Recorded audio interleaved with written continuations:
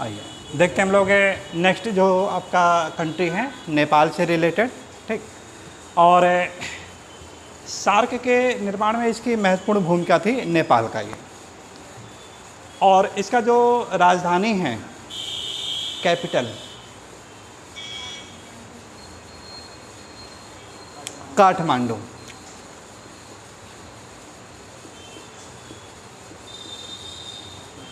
काठमांडू ये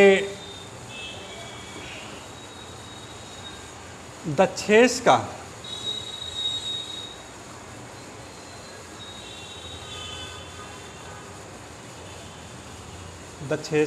क्या है यहाँ पे मुख्यालय है, दक्षेश का मुख्यालय है।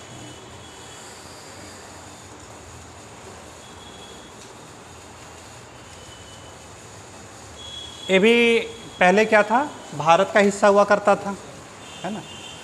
और नेपाल और ब्रिटिश के बीच में युद्ध भी हुआ है और एक संधि भी हुई है, संगाली की संधि। आता है, क्वेश्चन पूछा जाता है कि संगाली की संधि किसके किसके बीच में हुई थी, तो उत्तर क्या होगा आपका कि इन दोनों के, संगाली या सुगौली भी उसी को कहते हैं, संगाली या सुगौली।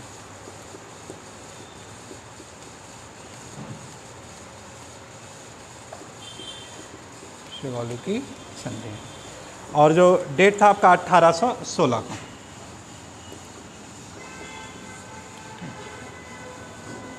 और इस प्रकार देखिए क्या हो रहा है कि भारत से अलग होकर के फिर एक स्वतंत्र राष्ट्र बन जाता है ये, ठीक।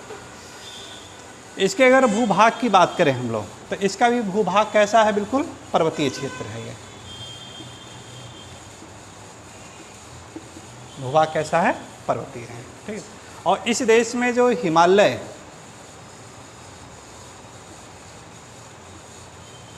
पर्वत की तीनों श्रेणियां इसमें व्याप्त हैं, है ना। हिमालय पर्वत की तीनों श्रेणियां पाई जाती है, इसीलिए इसको हिमालय स्टेट भी कहा जाता है।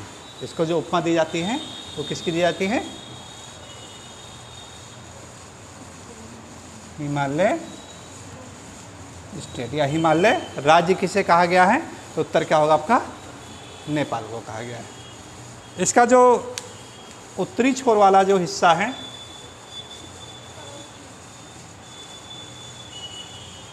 यहाँ पे ग्रेट हिमालय है, महान हिमालय,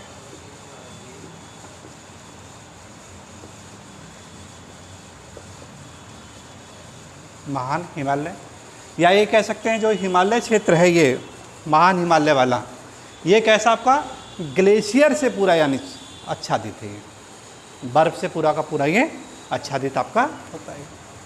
और इसी हिमालय क्षेत्र में जो विश्व की ऊंची ऊंची चोटियां हैं वो सब यहीं पर आपको मिलेगी आपकी, ठीक ना। जैसे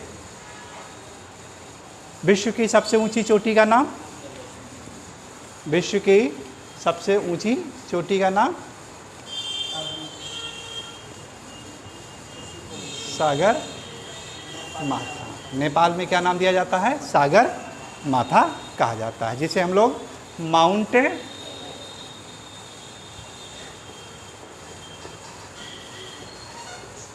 एवरेस्ट के नाम से जानते हैं। इसी को इसके नाम जाना जाता है, माउंट एवरेस्ट के नाम से जानते हैं।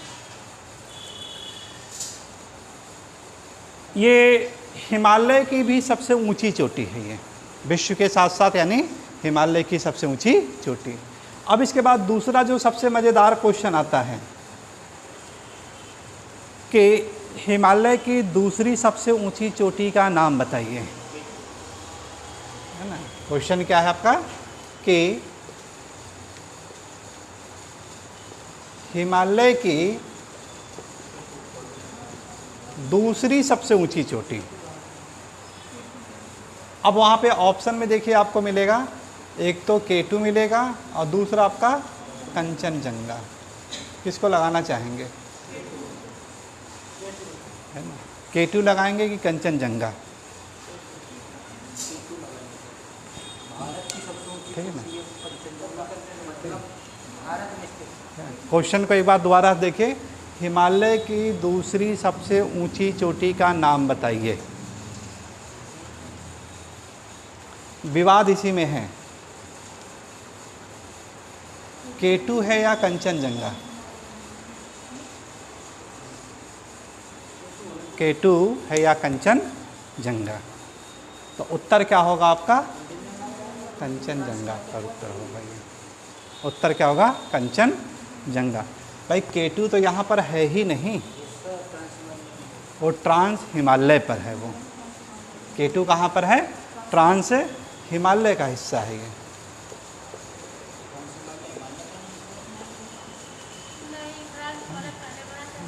ट्रांस हिमालय पहले बना है, उसके बाद जा कर के हिमालय बना है। हिमालय जो सबसे विश्व का सबसे नवीनतम मोड़दार पर्वत है आपका ये, ठीक है ना। तो ध्यान रखिएगा, विश्व की सबसे ऊंची चोटी माउंट एवरेस्ट, विश्व की दूसरी सबसे ऊंची चोटी ट्रांस हिमालय, विश्व की तीसरी सबसे ऊंची चोटी कंचनजंगा। और यही कंचनजंगा है जो कि हिमालय पर्वत पर स्थित है। और हिमालय पर स्थित विश्व की दूसरी सबसे ऊंची, हिमालय पर स्थित विश्व की दूसरी सबसे ऊंची चोटी यानी कौन सी आपका? ये कंचनजंगा है।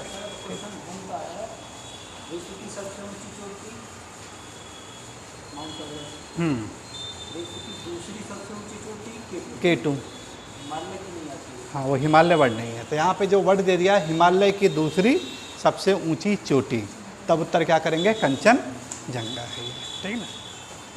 इसकी ऊंचाई कितनी है ट्रांस हिमालय K2 की? 8,611।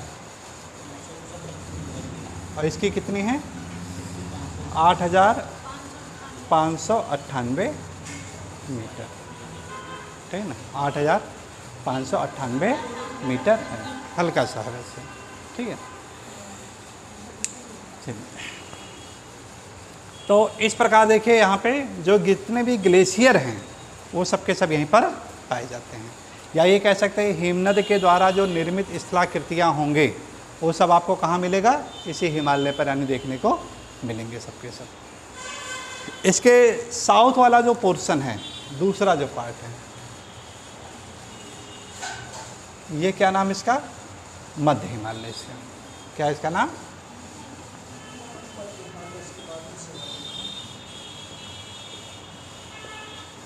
मध्य हिमालय है।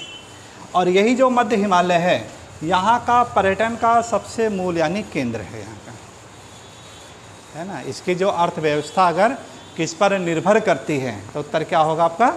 कि ये पर्यटक क्षेत्र है आपका, ये उद्योग यहाँ पे नहीं है, ठीक है ना। यहाँ पे पर्यटक, और इसी मध्य हिमालय वाला जो ये वाला पोर्शन है इसी को यहाँ पे नाम दिया जाता महाभारत की श्रेणी कहते हैं इसी को। इसी क्या नाम दिया गया है? महाभारत श्रेणी के नाम से जाना जाता है इसको, ठीक। महाभारत श्रेणी नाम दिया गया है ये। और इसी महाभारत श्रेणी में काठमांडू की घाटी स्थित है। क्या नाम है इसका? काठमांडू की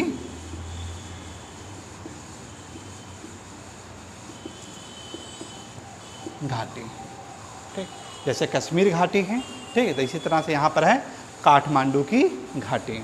और यही काठमांडू की घाटी है जो कि पर्यटकों को अपनी ओर आकर्षित करता है। और इसी काठमांडू की घाटी में नेपाल यानी आपका इसकी राजधानी जो है काठमांडू स्थित है आपका ये। इसका जो तीसरा है, साउथ की तरफ चले हम लोग, तो तीसरा पार्ट इसका मिलेगा आपको शिवालिक श्रेणी।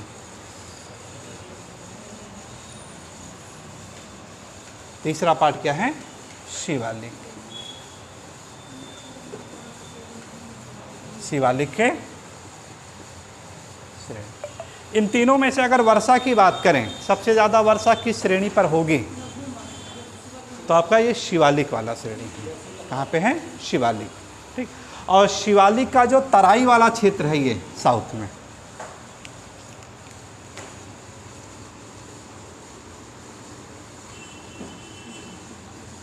ये जो इसका तराई वाला क्षेत्र है ये काफ़ी ज़्यादा महत्वपूर्ण है।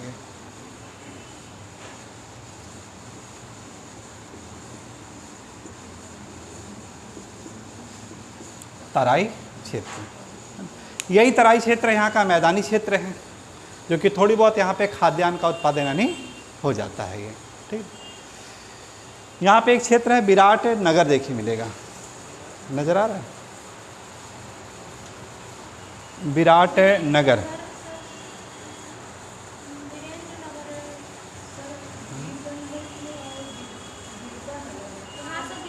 विराट नगर मिला, कहाँ पे मिला? हाँ, सबसे नीचे इधर किनारे है, इस तरह पूर्वी क्षेत्र है विराट नगर।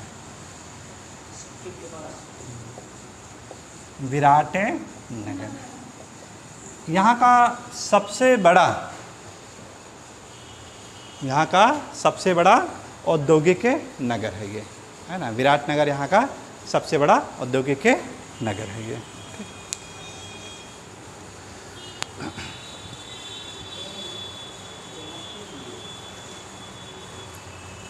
उत्तर प्रदेश के अगर ज़िलों की बात करें तो इसके जो ज़िले हैं आपके देखिए, एक है पीलीभीत, इसके साथ टच कर रही हैं, श्रावस्ती है,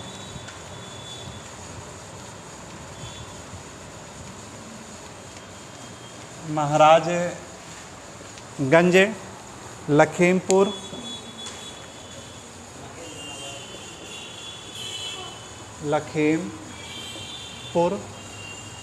फिर उसके बाद बहराइच है, पीलीभीत हो गया, श्रावस्ती, महाराजगंज, लखीमपुर, बहराइच, सिद्धार्थनगर और बलरामपुर। ठीक है,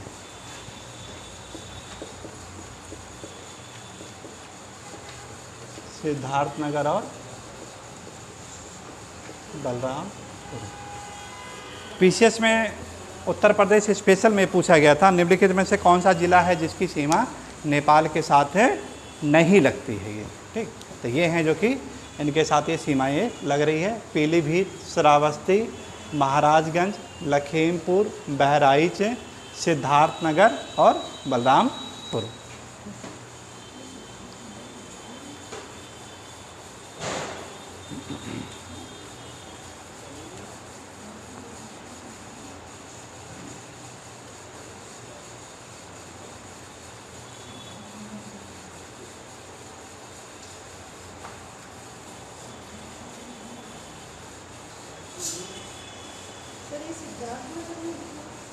हाँ, सिद्धार्थनगर लगती है इसके साथ।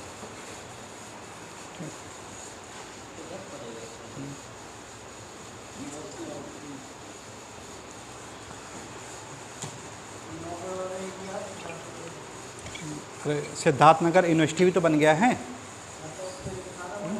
गोरखपुर से हट करके एक नया यूनिवर्सिटी बन गया सिद्धार्थनगर।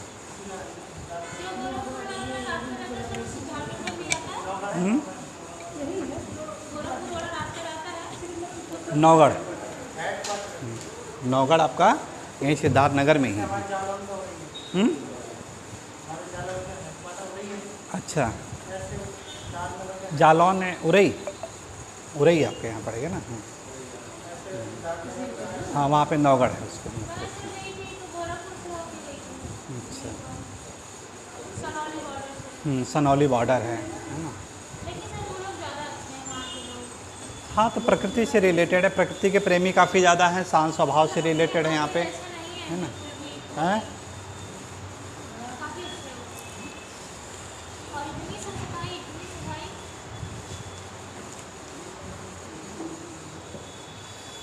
जो देखिए सुगौली की संधि हुई थी तो वहीं पे एक नदी थी, नारायणी नदी, नारायणी नदी। और जब इसका ये बंटवारा हुआ कि कैसे इसका बंटवारा किया जाए, तो ये हुआ है कि नारायणी नदी का जो पूर्वी वाला हिस्सा होगा, यहाँ से पूर्वी वाला क्षेत्र है वो भारत से रिलेटेड हो जाएगा, और जो इसका पश्चिमी हिस्सा होगा वहाँ से क्या हो जाएगा आपका नेपाल। और एक है जो कि बहुत ही ज़्यादा विवादित है, इसका काली नदी, काली नदी, जो कि ये भी क्या करती है, भारत और नेपाल के बीच की सीमा बना रही है। ठीक, पश्चिमी छोर पर ये सीमा बनाती हैं। और इसी काली नदी का जो रास्ता वाला एरिया है, वहीं से भारत कहाँ जाता है, मानसरोवर यात्रा की ओर जाता है ये, ठीक। तो अभी हाल ही में देखा जाए तो ये भी आपको मिलता है कि काली नदी जो है कि सबसे ज़्यादा विवादित क्षेत्र था भारत और नेपाल के बीच में, लेकिन भारत भी शांति प्रिय, ये भी शांति प्रिय, और फिर बाद में दोनों में समझौता हुआ, ऐसा कुछ नहीं हुआ, विवाद यानी शांत हो गया ये, ठीक। तो नोट कर लेते हैं नेपाल, लिखिएगा।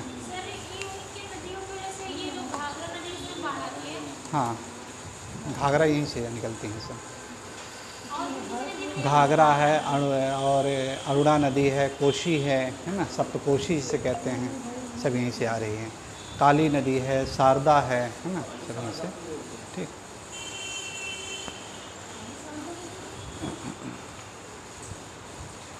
चलिए नोट कर लेते हैं।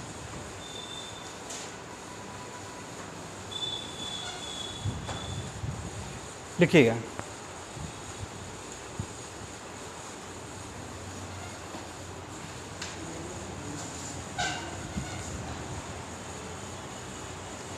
लिखिएगा। 1816 में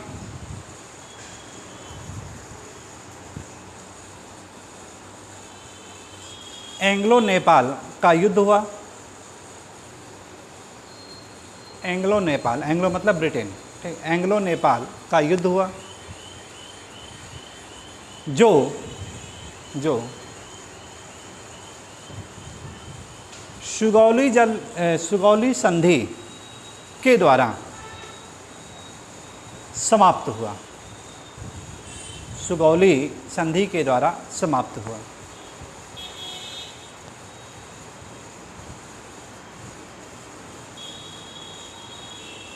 सुगौली संधि के द्वारा समाप्त हुआ।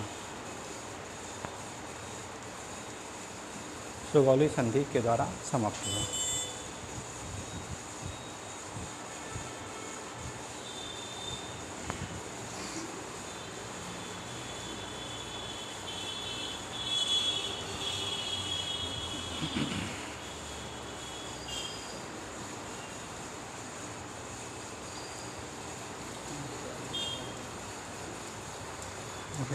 इस संधि के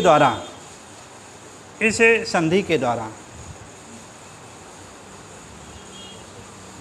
नारायणी नदी को विभाजन का मूल आधार बनाया गया।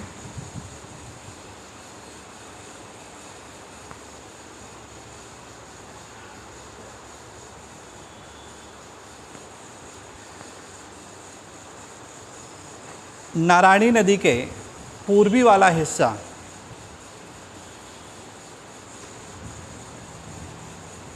भारतीय क्षेत्र में आया। नारायणी नदी के पूर्वी वाला हिस्सा भारतीय क्षेत्र में आया तथा पश्चिमी हिस्सा नेपाल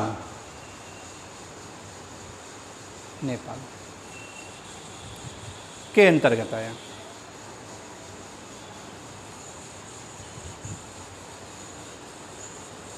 पश्चिमी क्षेत्र में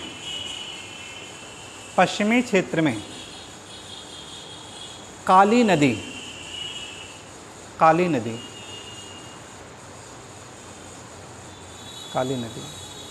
नेपाल व भारत के बीच सीमा बनाती।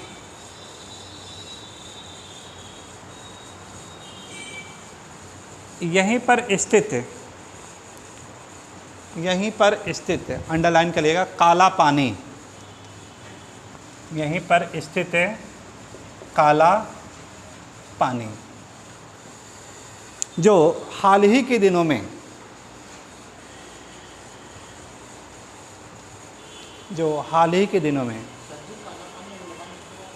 वो भी है, यहाँ पर भी दोनों जगह, जो हाल ही के दिनों में भारत तथा नेपाल के मध्य विवाद का प्रमुख कारण बना। विवाद का प्रमुख कारण बना।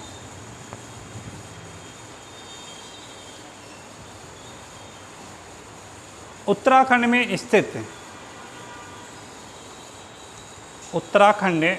स्थित अंडरलाइन करेगा लिपुलेख दर्रा, लिपुलेख दर्रा के रास्ते भारत काला पानी होते हुए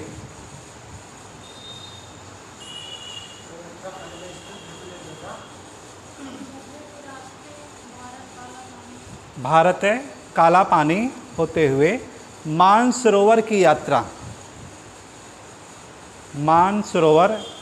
यात्रा करता है।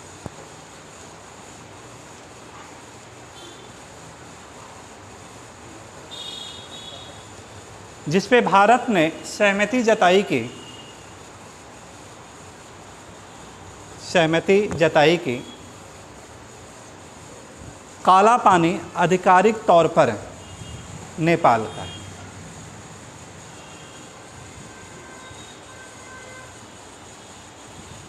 नेपाल का है।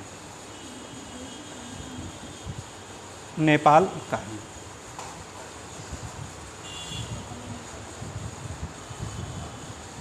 नेपाल का है। नेपाल एक लैंडलॉक कंट्री है। लैंडलॉक कंट्री है। नेपाल एक लैंडलॉक कंट्री है।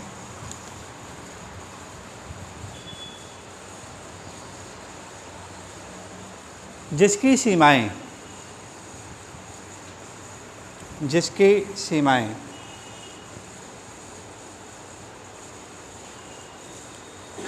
चीन तथा भारत के साथ लगती हैं। चीन तथा भारत के साथ लगती हैं।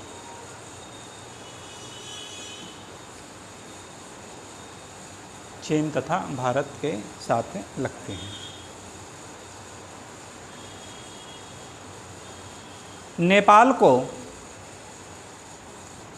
हिमालय स्टेट के उपनाम से भी जाना जाता है।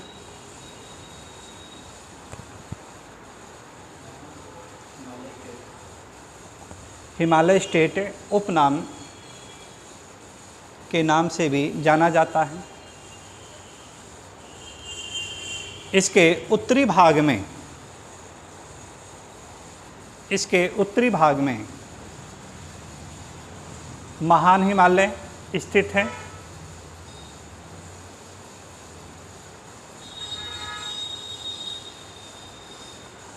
जहाँ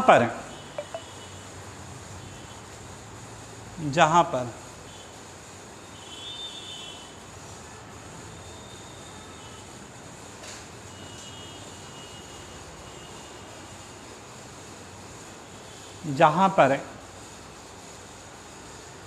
विश्व की सबसे ऊंची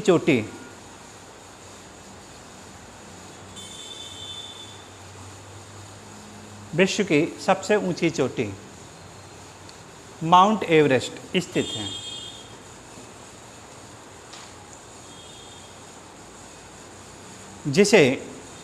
जिसे चीन में किस नाम से जाना जाता है? चीन में सागर माथा। सागर माथा एक मिनट नेपाल में सागर माथा हो गया। चीन में क्या नाम दे देंगे? नहीं हाँ चुंगो लुंगमा, जिसे चीन में अंडरलाइन कर लेगा चोंगो लुंगमा।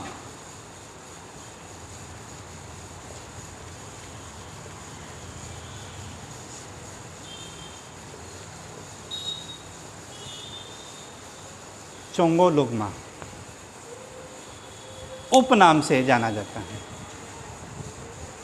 चीन में चोंगो लुंगमा उपनाम से जाना जाता है। तो नेपाल में तो नेपाल में इसे सागर माथा कहा जाता है।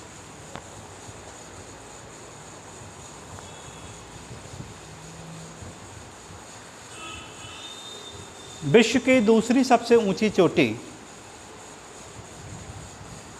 विश्व की दूसरी सबसे ऊंची चोटी K2 है, किंतु K2 है, किंतु यह ट्रांस हिमालय पर स्थित है।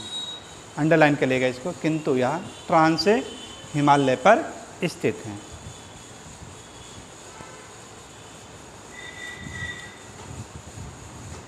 विश्व की तीसरी सबसे ऊंची चोटी, विश्व की तीसरी सबसे ऊंची चोटी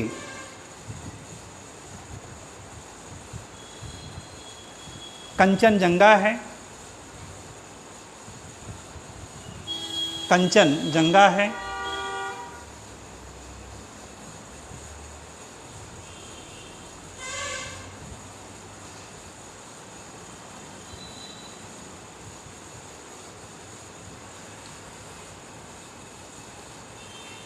कंचनजंगा है।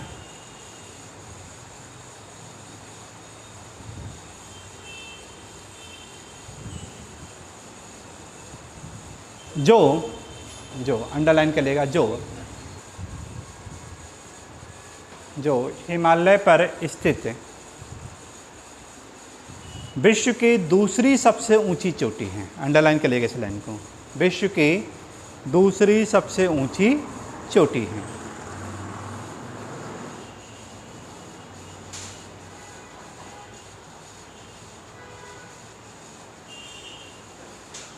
पूरब से पश्चिम, पूरब से पश्चिम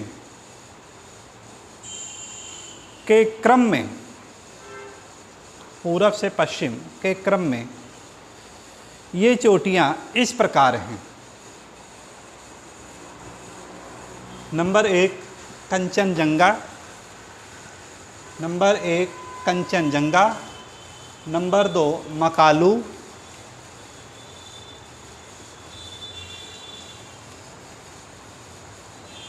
नंबर 3 माउंट एवरेस्ट, नंबर 4 मंसालू,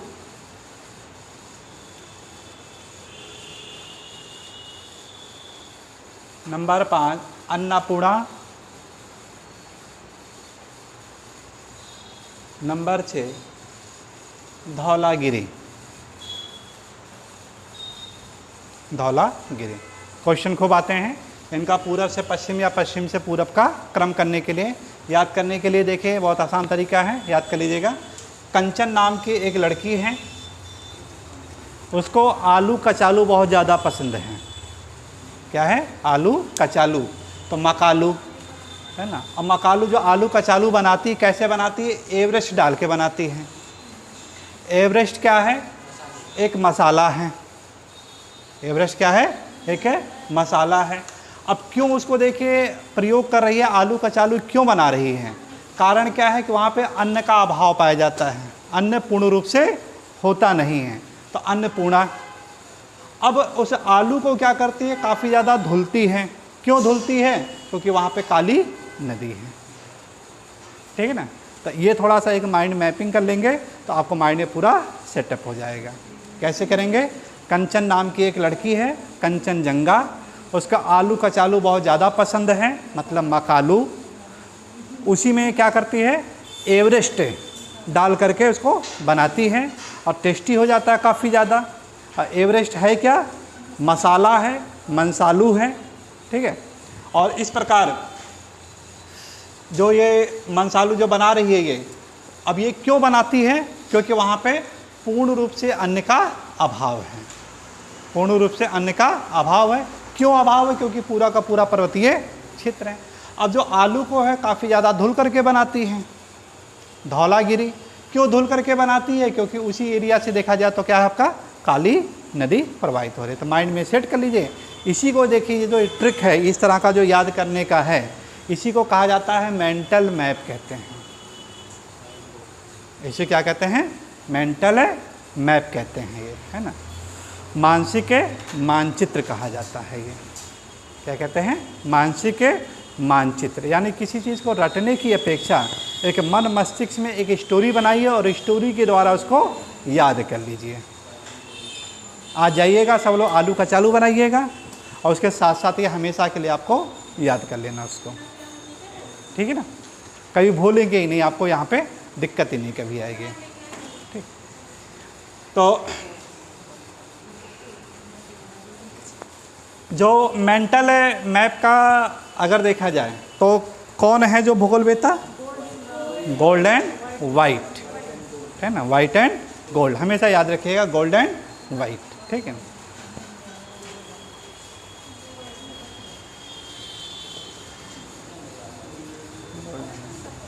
कोई सीक्रेट भी आती है क्या ये?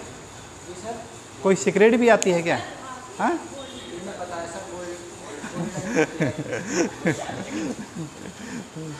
तो याद करिएगा सीक्रेट से ही, ठीक है। क्यों अक्सर है लोग आप देखेंगे कहीं पर भी चौराहे पर, तो कुछ लोग हैं इस तरह से सिगरेट पीते हुए मिल जाएंगे, और जब सिगरेट पीते हुए मिल जाएंगे तो गोल्ड एंड वाइट को आप ध्यान में रखे रहिएगा, आपको भूगोल भी याद होता चला जाएगा ये, ठीक है। चलिए आगे लिखिएगा। महान हिमालय के दक्षिण में, महान हिमालय के दक्षिण में मध्य हिमालय स्थित है, मध्य हिमालय स्थित है, जिसे यहाँ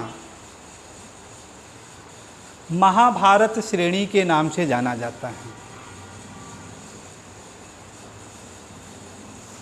महाभारत श्रेणी के नाम से जाना जाता है।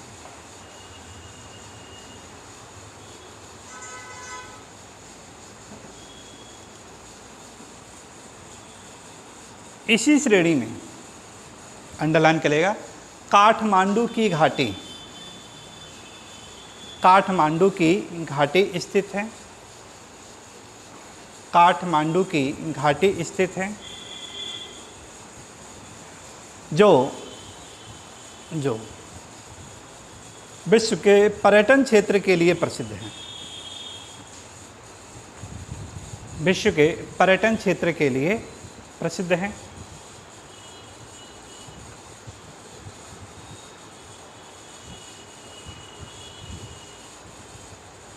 पर्यटन क्षेत्र के लिए प्रसिद्ध है। इस प्रकार नेपाल की अर्थव्यवस्था मूलतः पर्यटन उद्योग है, मूलतः पर्यटन उद्योग है, पर्यटन उद्योग। मध्य हिमालय के दक्षिण में, मध्य हिमालय के दक्षिण में शिवालिक श्रेणी है,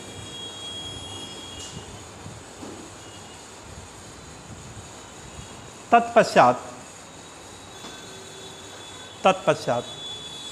नेपाल का तराई क्षेत्र आता है।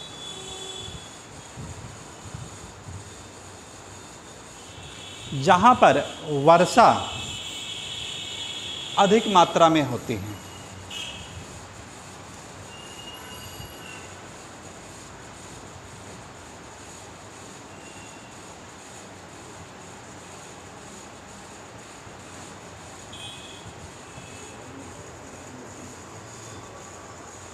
यहाँ इसी क्षेत्र से कोशी, गंडक,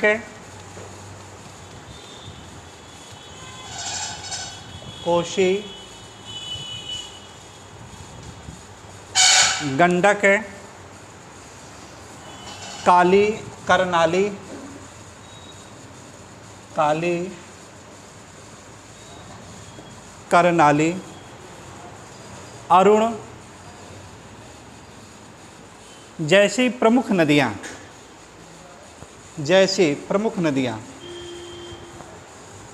प्रवाहित होती हैं, जो जो अंडरलाइन के लेगा, सदा नीरा नदियाँ हैं, जो सदा नीरा नदियाँ हैं।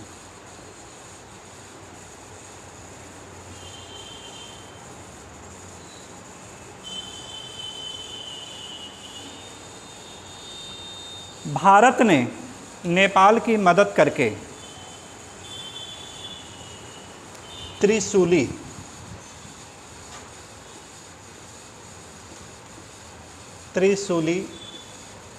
परियोजना कौमा त्रिशूली परियोजना कौमा कोसी परियोजना,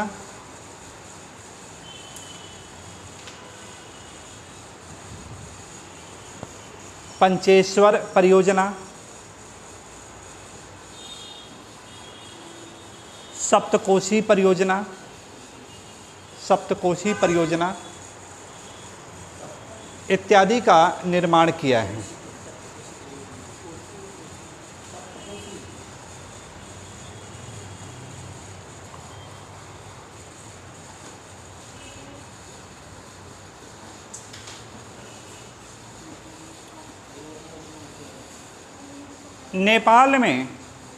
नेपाल में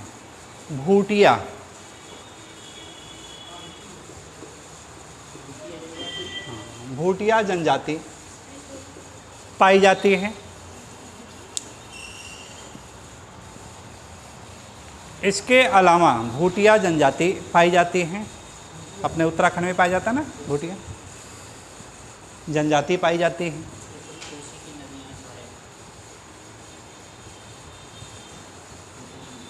भूटिया जनजातियाँ पाई जाती हैं। इसके अलावा यहाँ पर गोरखा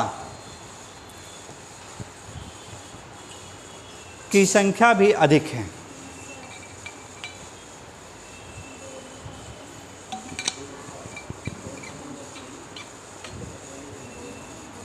भारत ने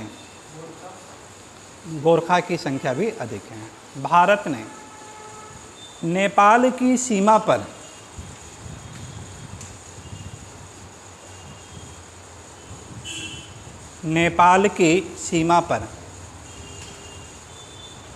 गोरखा रेजिमेंट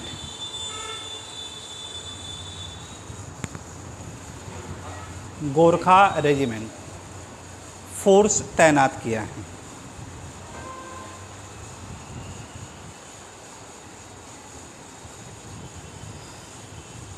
एक तो महाराजगंज में एक आपका बॉर्डर है सुनौली, ठीक है ना, महाराजगंज में सुनौली बहुत ज़्यादा आपका चर्चा में रहता है, सुनौली, क्योंकि ये ऐसा जो मार्ग है जिसके द्वारा नेपाल में प्रवेश किए जाते हैं हम लोग, सुनौली। और दूसरा आपका है कपिलवस्तु वाला है। दूसरा क्या है? कपिलवस्तु। कपिलवस्तु कहाँ पड़ेगा आपका? ये सिद्धार्थ नगर के पास है ना। सिद्धार्थ नगर से जो आप वहाँ पे जाएंगे तो वो बॉर्डर को क्रॉस करके कपिलवस्तु जा सकते हैं। तो दो यानी यहाँ से आपके मार्ग हैं, एक सुनौली मार्ग और दूसरा आपका नौगढ़ मार्ग है। दूसरा क्या है? नौगढ़ मार्ग। यानी एक आपका महाराजगंज में पड़ेगा और दूसरा कहाँ पड़ेगा? सिद्धार्थ नगर में पड़ता है ये, ठीक है। आई के लिए भी बहुत ज़्यादा चर्चा में है, आँखों के लिए, ठीक है ना। यहाँ पे आँख का इलाज काफ़ी ज़्यादा लोग यानी करवाते हैं। मोतियाबिंद का ऑपरेशन यहाँ पे काफ़ी ज़्यादा होता है ये। तो उसके पीछे रीज़न क्या है? अच्छी किस्म की जलवायु, साफ़ सुथरा इस तरह से, क्योंकि ऑपरेशन के लिए ठंडा क्लाइमेट चाहिए उस तरह से, और वहाँ पे प्राकृतिक रूप से उसके अनुकूल मिल जाता है कि वहाँ पे दवाइयाँ जो है वो काफ़ी तेज़ी से कार्यरत करती हैं, है ना। उस समय वहाँ पे दवाइयाँ हैं कार्यरत। उच्च अक्षांश पर होने की वजह से सूर्य की रोशनी भी ज़्यादा नहीं,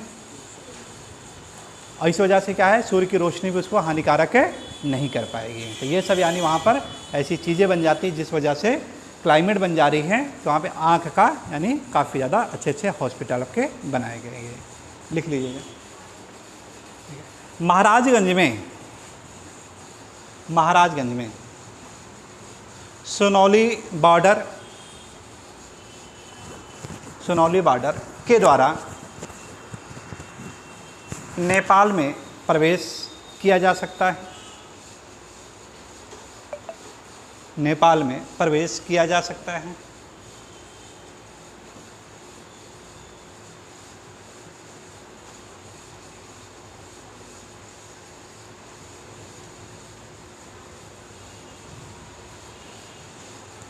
इसके अलावा सिद्धार्थनगर में नौगढ़ के रास्ते कपिलवस्तु होते हुए नेपाल जाया जाता है। नेपाल जाया जाता है। नेपाल जाया जाता है। जो सिद्धार्थ नगर यूनिवर्सिटी, जो सिद्धार्थ यूनिवर्सिटी बनाई गई है, बिल्कुल बॉर्डर पे ही है ना। जहाँ पे नौगढ़ में जो आपका ये बनाया गया है सिद्धार्थ यूनिवर्सिटी, बिल्कुल ये नेपाल के बॉर्डर पे ही है। 3 किलोमीटर मुश्किल से दूरी है। 3 किलोमीटर जैसे पैदल जा कर के आप क्रॉस कर सकते हैं बॉर्डर को। ठीक। और हैं तो ज़िला आपका ये यहाँ पे है ना, उत्तर प्रदेश में। ठीक।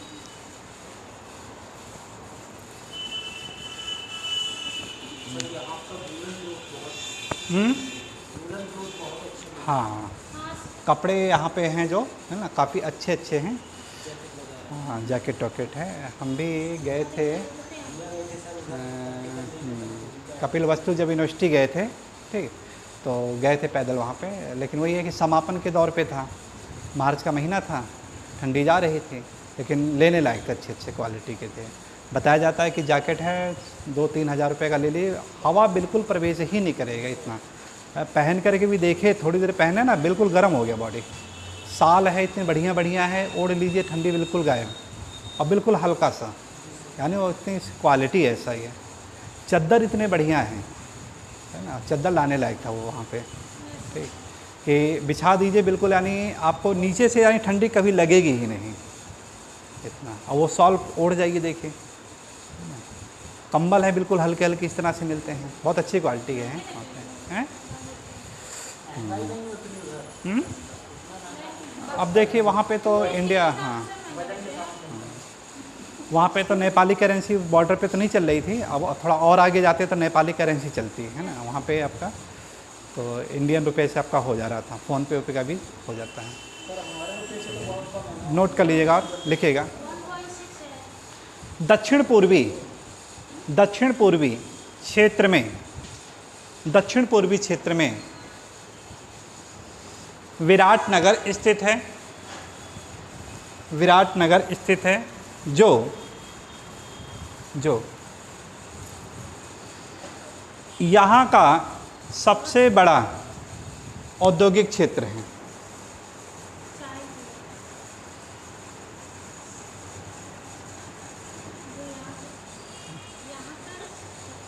सबसे बड़ा औद्योगिक क्षेत्र है। सागरमाथा नेशनल पार्क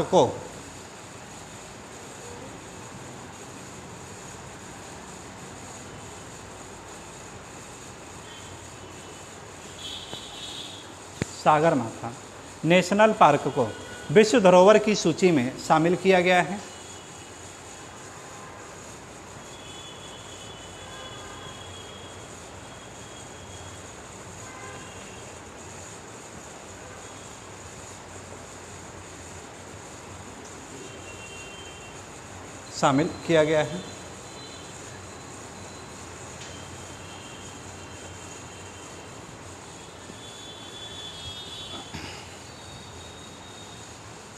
इसके यहाँ बॉर्डर से देखिएगा एक नदी है जो करंट में बहुत चर्चा का विषय था। ये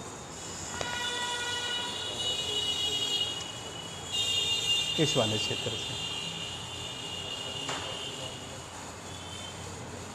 ऐसा, ठीक है। एक नदी आती है भारत में, ठीक, महानंदा, ठीक है। कौन सी नदी आ रही है? महानंदा। देखिएगा इसको, आपको मिलेगा महानंदा नदी।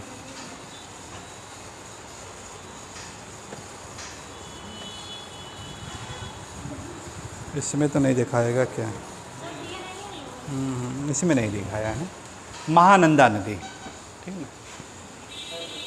और ये महानंदा नदी है जो कि गंगा में मिलने वाली अंतिम नदी है ये, है ना। महानंदा है जो गंगा में मिलने वाली अंतिम नदी है ये, ठीक। हाँ, ये बॉर्डर बनाते हुए आपकी आती है, ये बिहार में आ रही है, ठीक। और इसी में एक छोटी सी जो नदी है नेपाल से आती है, मेची नदी। कौन सी नदी आती है? मेची नदी, इस तरह से आ रही है।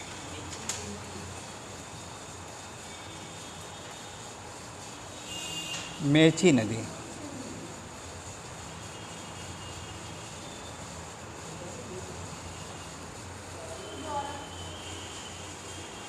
सन 2000 में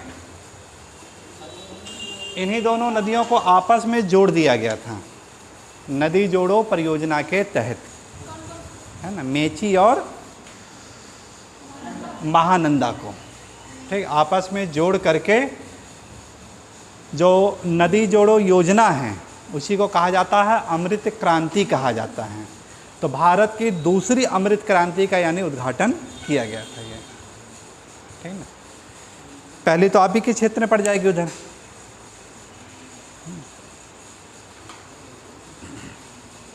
बुंदेलखंड वाला एरिया, ठीक। तो दूसरा आपका ये मिल जाएगा ये, ठीक।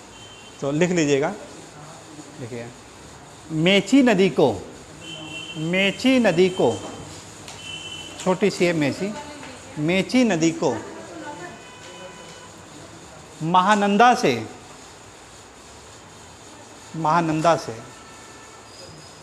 नहर के माध्यम,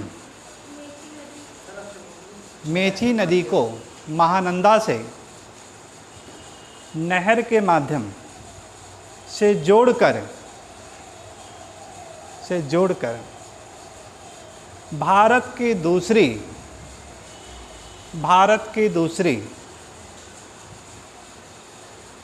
अमृत क्रांति योजना का निर्माण किया गया, का योजना किया गया।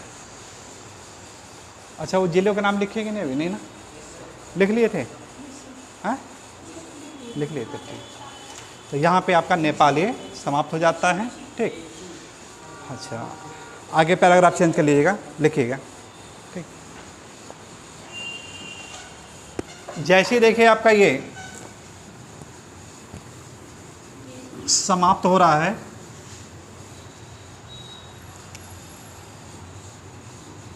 तो यहाँ पे भारत का एक राज्य है, उस राज्य का क्या नाम है? सिक्किम। भारत का क्या नाम है? सिक्किम राज्य है, ठीक है ना। जिसे यानी जैविक राज्य का दर्जा भी दिया गया है इसको, ठीक। प्रथम जैविक राज्य। हाँ, और इसके और थोड़ा सा पूरब में जाएंगे ऐसे, विश्व का सबसे गरीब देश मिल जाएगा, भूटान।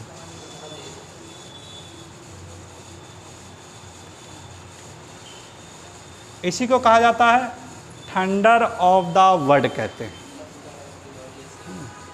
क्या अर्थ होता है ये?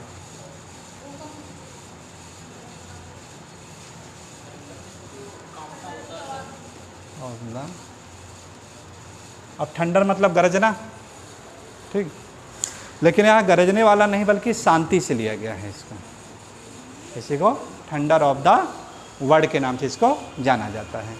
और इसकी राजधानी क्या है? थिम्पू, है ना। भूटान का भी देखिए एक मैप पे आपको मिलेगा, ये छोटा सा है, ये रहा, ये भूटान का मैप ये रहा,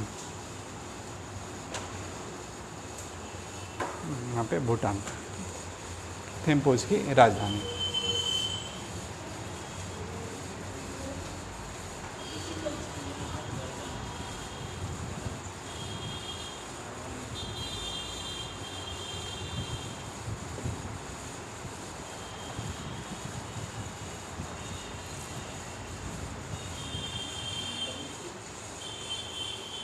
एक इसी में है कुला कांगड़ी, देखिए नज़र आ रहा है इसमें, कुला कांगड़ी।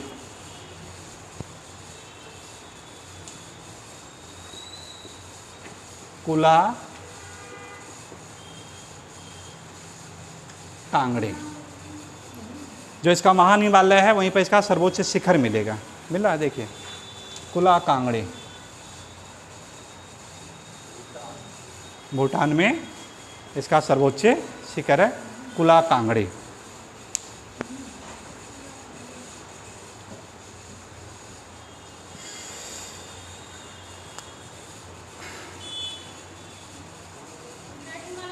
इस तरफ है अरुणाचल प्रदेश और यहाँ पे चीन, और तीनों की सीमाओं पर एक पठार पाया जाता है। क्वेश्चन आ चुका है आपका ये पीजीटी में, सॉरी टीजीटी में आया था ये, है ना, डोकलाम का पठार। कौन सा पठार है?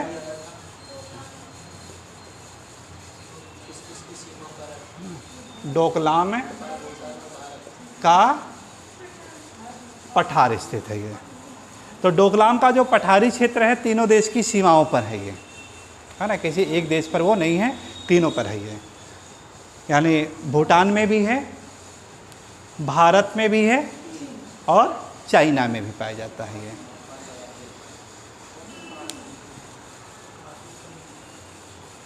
दो 2016 की बात है, 2016 उस समय क्या हुआ था कि चीन और भारत के बीच में यही पठारी क्षेत्र है जो विवाद का सबसे बड़ा कारण बना था। वो हुआ क्या कि इसी पठारी क्षेत्र में यहाँ पे इसने अपना सैनिक अड्डा बनाना शुरू किया, है ना, यहाँ पे क्या किया है, सैनिक के अड्डा बनाना शुरू किया।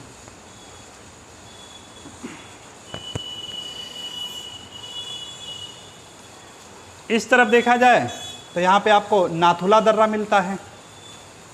कौन सा दर्रा मिलेगा? नाथुला दर्रा।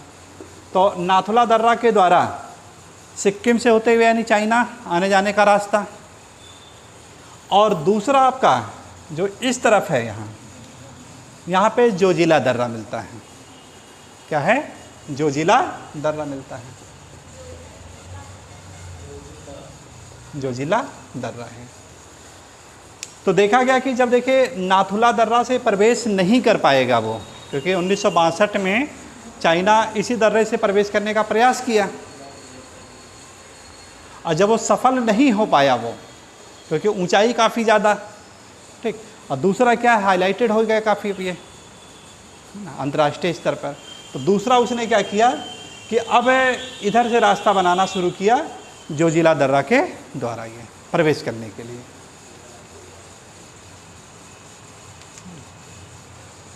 कि डोकलाम क्षेत्र को अगर विस्तारित कर दिया जाए तो उसका प्रभाव क्षेत्र बढ़ जाएगा, और प्रभाव क्षेत्र किस पे बनाएगा वो?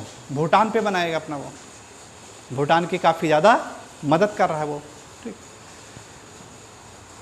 तो भारत इसी पर आपत्ति दर्ज किया था ये कि सीमाओं को जो विवादित है, सीमा से हटकर अपना उसको करिए उसको। और जो G20 का सम्मेलन हुआ था, उस G20 के सम्मेलन इस बात को उसने रखा भी सारी चीज़ें। तो प्रेजेंट टाइम में तो हालांकि ये जो गतिविधियां हैं जो तेज थी, गतिविधियों को धीमा कर दिया उसने, है ना, अब उतना ज़्यादा अब नहीं रखा, ठीक है, उसकी गतिविधियों को धीमा कर दिया। लेकिन जब इसकी जब नीतियों को देखा कि इस तरह से अपना ये इसको विस्तारित कर रहा है, तो भारत के प्रधानमंत्री भी पीछे नहीं रहे, और उन्होंने जो सिक्किम की राजधानी थी गंगटोक इंटरनेशनल एयरपोर्ट का निर्माण कर दिया कि कभी भी अगर इस तरह से बात आती है तो हमारे जो हवाई जहाज़ हैं, यानी सेवरस्की के सिद्धांत के आधार पे आसानी से वहाँ पर पहुँचा जा सके और उसका यानी सामना किया जा सके, ठीक। तो प्रेजेंट टाइम में बहुत सारी चीज़ें हैं जो कि सिक्किम है योजनाओं से घिरा हुआ है वो, ठीक। नेशनल के रूप से बहुत सारी योजनाएं लाई गई हैं। तो योजना लाने का मूल कारण क्या था कि इसको हाईलाइटेड कर दीजिए बस। जब योजनाएं होंगी तो वहाँ पे विकास की गतिविधियाँ बहुत तेज़ी से कार्य करेगी, और जब विकास की गतिविधियाँ तेज़ी से कार्य करेगी तो क्या होगा, लोगों का आवागमन होगा, है ना। और जब लोगों का आवागमन होगा तो परिणाम क्या होगा कि इनका जो आवागमन है वो कहीं ना कहीं बाधित होगा। लोग दूसरे पड़ोसी देश हैं कब आते हैं, जब वो निर्जन और वीरान क्षेत्र होते हैं। तो इस वीरान क्षेत्र को क्या कर दिया, जनसंख्या को बढ़ावा दे दिया गया। रेलवे ट्रेन से रिलेटेड, उससे पहले रेलवे ट्रेन नहीं थी यहाँ पे, रेलवे ट्रेन के माध्यम से इसको जोड़ दिया गया। ठीक, तो इस प्रकार भारत का प्रेजेंट टाइम में केवल एक राज्य ऐसा बचा है जहाँ पे रेलवे ट्रेन नहीं चलती है, बाकी सभी राज्यों में अब चलना शुरू हो गया है। कौन सा राज्य है जहाँ पे अब रेलवे ट्रेन अभी तक विकास नहीं किया गया है? नहीं, सिक्किम में हो गया है, पहले था उत्तर आपका सही है ना, पहले सिक्किम रहा करता था। अब प्रेजेंट टाइम में एक है आपका मेघालय केवल है, ठीक है ना। मेघालय में वहाँ पे अभी नहीं किया गया है। सिक्किम भी पहले था, लेकिन सिक्किम में अब हो गया है प्रेजेंट टाइम में ये, ठीक है।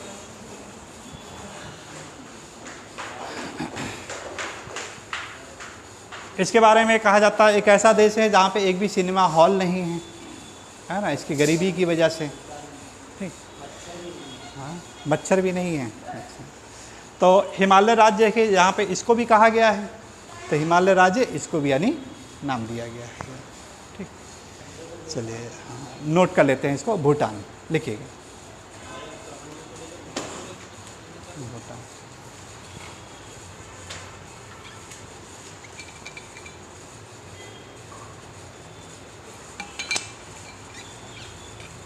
देखिए भूटान भी एक है, भूटान भी एक है,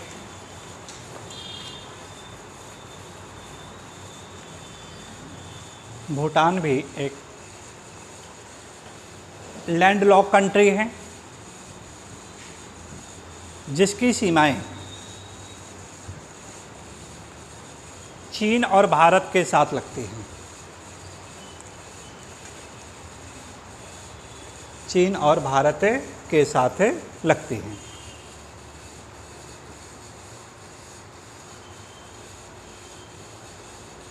भूटान भारत तथा चीन की सीमा पर, चीन की सीमा पर अंडरलाइन करिएगा, डोकलाम का पठार स्थित है। डोकलाम का पठार स्थित है।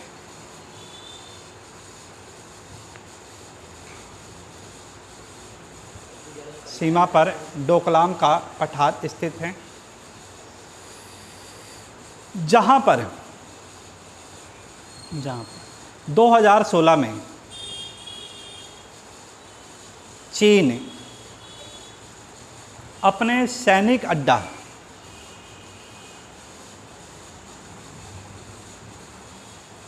का निर्माण केंद्र स्थापित कर रहा था।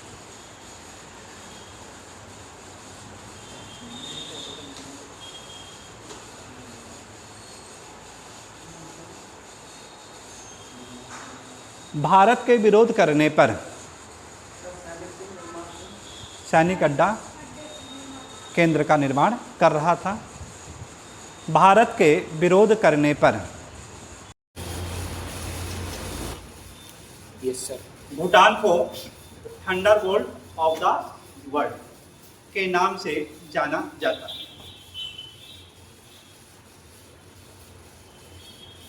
और पर्वतीय क्षेत्र होने के कारण से हिमालय राज्य भी कहा जाता है। यहाँ तक हम लोग इसको नोट करेंगे। भूटान की सबसे ऊंची चोटी, भूटान की सबसे ऊंची चोटी अंडरलाइन किया, कला कांगड़ी, कला कांगड़ी है। भूटान की सबसे ऊंची चोटी कला कांगड़ी है।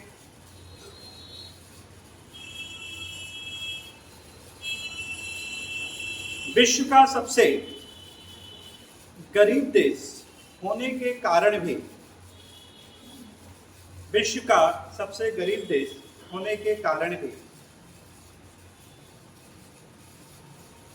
यह एकमात्र ऐसा देश है, यह एकमात्र ऐसा देश है जो अंडरलाइन करेगा, प्रसन्नता सूचकांक, प्रसन्नता सूचकांक जारी करता है, प्रसन्नता सूचकांक जारी करता है।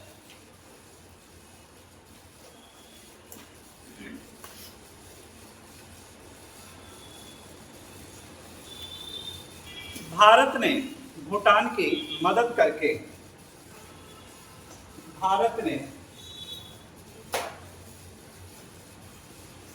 भूटान की मदद करके, अंडरलाइन करेगा, चूखा परियोजना, आज का है चूखा परियोजना, चोखा नहीं है, चूखा, चोखा परियोजना, किरछू परियोजना,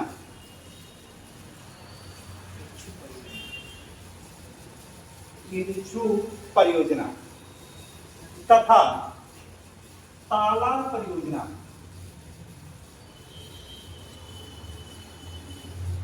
का निर्माण किया है।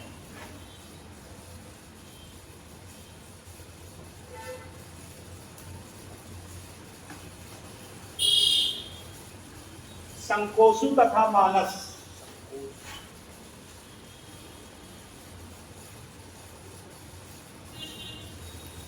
संकोसु तथा मानस भूटान के प्रमुख नदियां हैं।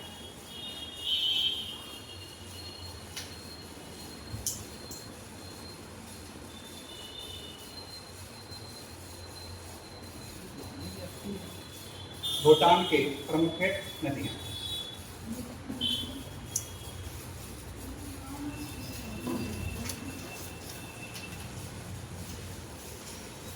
2017 में, 2017 में मांगदेछू, अंडरलाइन करेगा, करेंगे, मांगदेछू, मांगदेछू तथा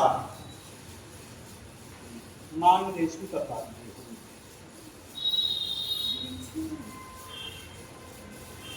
पुनात संगू,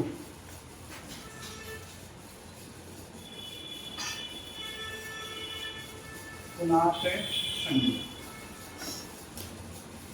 जैसी प्रमुख परियोजनाओं,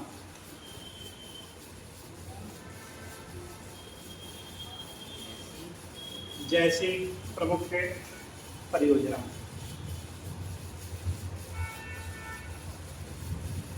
का निर्माण,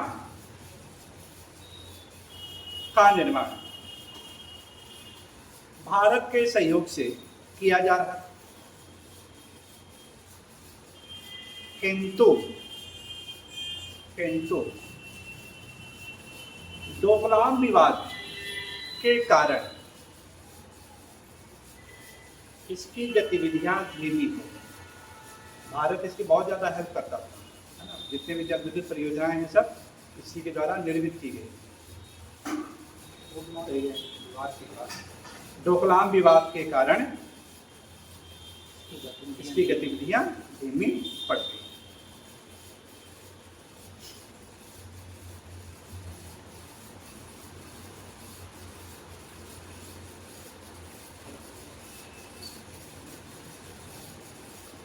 एक देश अभी और बचा आपका बांग्लादेश, जिसे हमें पूरे पाकिस्तान हम लोग इसको बंद कर दिए। लगा लो